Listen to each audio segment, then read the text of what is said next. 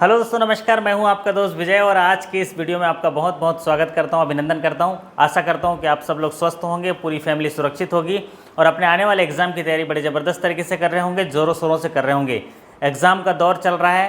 पिछले माह भी काफ़ी एग्ज़ाम हुए ग्रामीण बैंक के और अभी आने वाले समय में इंडियन ओवरसीज़ बैंक के तमाम साथियों के प्रमोशन एग्ज़ाम है। 26 सितंबर 2020 को बिगुल बज चुका है। तो दोस्तों, आज का वीडियो जो है काफ़ी लाभकारी होगा उन साथियों के लिए जिनका एग्ज़ाम आने वाले हफ्ते में है। जैसे कि बैंक ऑफ इंडिया के साथियों का जो एग्ज़ाम है वो 23 सितंबर को अनाउंस हुआ है, जो clerical to general bank officer में जा रहे हैं, और 26 सितंबर को जो आईओबी के साथियों का एग्ज़ाम है। तो इनके लिए ये वीडियो जो है काफ़ी मददगार होने वाला है। तो चलिए वीडियो शुरू करते हैं। तो आज की इस वीडियो में हम सीखने वाले हैं कि इतने कम समय में किस तरह से तैयारी किया जाए, कहाँ अपना फोकस रखा जाए कि आने वाले एग्ज़ाम में हमको सफलता जो है मिल पाए और अच्छे से हम अपने एग्ज़ाम को एग्जीक्यूट कर पाएँ।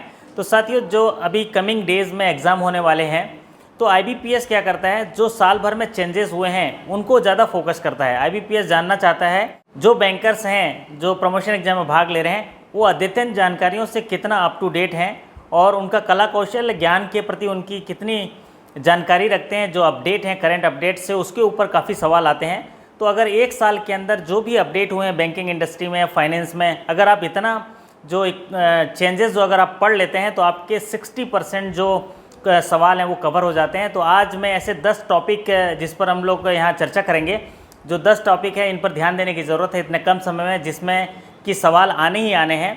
तो चलिए शुरू करते हैं, आज के पहले टॉपिक पे चर्चा करते हैं। अभी आने वाले एग्जाम को देखते हुए सबसे महत्वपूर्ण जो टॉपिक है वो है प्रियॉरिटी सेक्टर लैंडिंग। जी हाँ, प्रियॉरिटी सेक्टर लैंडिंग एक महत्वपूर्ण टॉपिक है जिसमें से 5 से लेकर 10 सवाल आ सकते हैं। यहाँ इंडियन ओवरसीज़ बैंक को देखेंगे तो वहाँ पर जनरल बैंकिंग और इंटरनल बैंकिंग के आते हैं।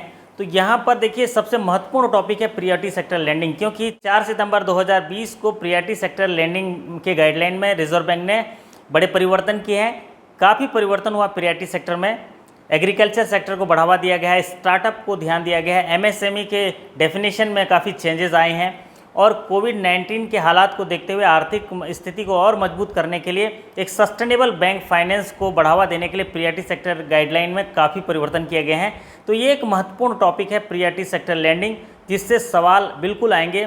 वीकर सेक्शन के टारगेट में बदलाव किए गए हैं, अर्बन कोऑपरेटिव बैंक के टारगेट में परिवर्तन किए गए हैं और स्मॉल एंड मार्जिनल फार्मर के टारगेट में, सब टारगेट में परिवर्तन किए गए हैं। साथ ही साथ रिन्यूएबल एनर्जी के टारगेट में परिवर्तन किए गए हैं और हाउसिंग लोन के रिपेयर एंड मेंटेनेंस में परिवर्तन किए गए हैं। 50 करोड़ के स्टार्टअप जो हैं उनको प्रियॉरिटी सेक्टर में शामिल किए गए हैं। तो ये काफ़ी बड़े बदलाव किए गए हैं। सोशल इंफ्रास्ट्रक्चर के केस में अगर देखेंगे, हेल्थ केयर फैसिलिटीज़ के लिए भी जो टारगेट है वो प्रियॉरिटी सेक्टर लैंडिंग का दुगुना कर दिया गया है, सीलिंग जो है। तो ये तमाम बदलाव प्रियॉरिटी सेक्टर में किए गए हैं। डिटेल वीडियो भी अवेलेबल है प्रियॉरिटी सेक्टर का, आप उसको जाके देख लीजिएगा। लेकिन ये एक महत्वपूर्ण टॉपिक है प्रियॉरिटी सेक्टर लैंडिंग, जिस पर आपको फोकस करना चाहिए आने वाले एग्जाम के लिए। दूसरा महत्वपूर्ण जो टॉपिक है जिस पर सवाल आने हैं वो है इकोनॉमिक रिलीफ पैकेज। जो कोविड-19 की वजह से देश जो कठिन परिस्थितियों का सामना कर रहे हैं और उससे लड़ने के लिए, जो आर्थिक स्थिति को मजबूत करने के लिए सरकार द्वारा जो उठाए गए कदम हैं, वो इकोनॉमिक रिलीफ पैकेज के तहत जो 20 लाख करोड़ का पैकेज है उस पर सवाल आएंगे और उससे जुड़े हुए जो सवाल आएंगे जिसमें कोविड-19 इमरजेंसी लैंडिंग जो स्कीम्स हैं उनको भी ध्यानपूर्वक देखने की ज़रूरत है। तो कोविड-19 इमरजेंसी लैंडिंग से जुड़े हुए, चाहे वो एमएसएमई के लिए हो, पर्सनल लोन के रूप में हो, हाउसिंग सेक्टर के हो, तो वो लोन के प्रोडक्ट जो हैं वो ध्यान देने की ज़रूरत है और काफ़ी इंपॉर्टेंट है आने वाले एग्ज़ाम के दृष्टिकोण से। तो इनको ज़रा गौर से देख लीजिएगा और उनके जो फीचर्स हैं, उनके साइलेंट फीचर हैं, उनको बिल्कुल उसमें से सवाल आने की पूरी संभावनाएं हैं।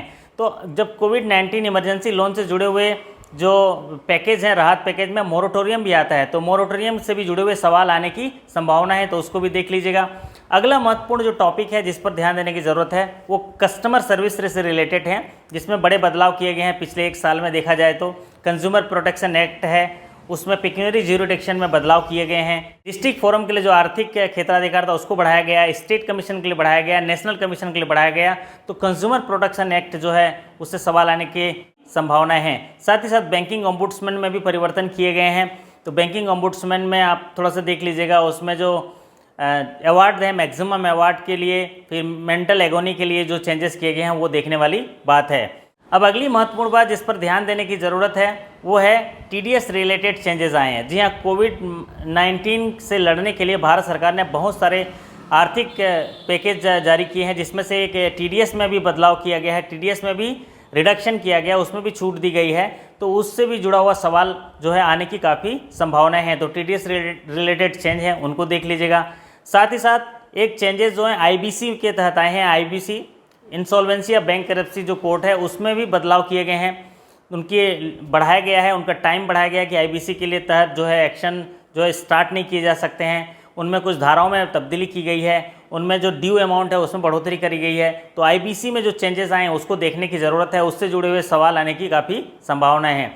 अगली महत्वपूर्ण बात है लेटर ऑफ क्रेडिट में। अगर ट्रेड फाइनेंस में जाते हैं तो ट्रेड फाइनेंस में बैंक गारंटी और लेटर ऑफ क्रेडिट के लिए जो इनको टर्म्स है उनमें काफ़ी बदलाव किए गए हैं, तो उसमें से सवाल आने की भी काफ़ी चांसेस हैं।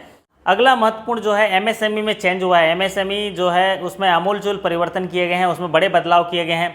माइक्रो यूनिट्स क्या होते हैं, स्मॉल यूनिट्स क्या होते हैं, फिर मीडियम यूनिट्स क्या होते हैं, फिर उनमें एक कंपोजिट क्राइटेरिया डाला गया है, उसमें इन्वेस्टमेंट का क्राइटेरिया, साथ ही साथ टर्नओवर का क्राइटेरिया। तो ये अच्छे से कंठस्थ देख लीजिएगा, इसमें सवाल आने की काफ़ी संभावनाएं रहेंगी और ये टॉपिक पे सवाल ज़रूर आएंगे।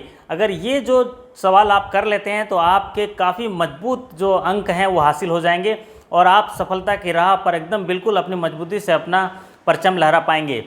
अगली महत्वपूर्ण बात है जिसमें ध्यान देने की ज़रूरत है वो है डिजिटल प्रोडक्ट्स। जी हाँ, डिजिटल प्रोडक्ट्स जो हैं उसमें बदलाव किए गए हैं, क्योंकि कोविड की वजह से लॉकडाउन हुए हैं और लॉकडाउन होने की वजह से जो डिजिटल ट्रांजैक्शन है उनकी संख्या बढ़ी है। तो उसमें आप देख लीजिएगा मैक्सिमम सेलिंग कितना है, क्या क्या डिजिटल प्रोडक्ट नए आए हैं कोविड को देखते हुए, जो वीडियो KYC आए हैं इनके बारे में। तो डिजिटल प्रोडक्ट में जितने भी बदलाव आए हैं आपके बैंक के या जो भी आपके डिजिटल ट्रांजैक्शन की लिमिट है वो आप ज़रूर देख लीजिएगा, ये काफ़ी महत्वपूर्ण है।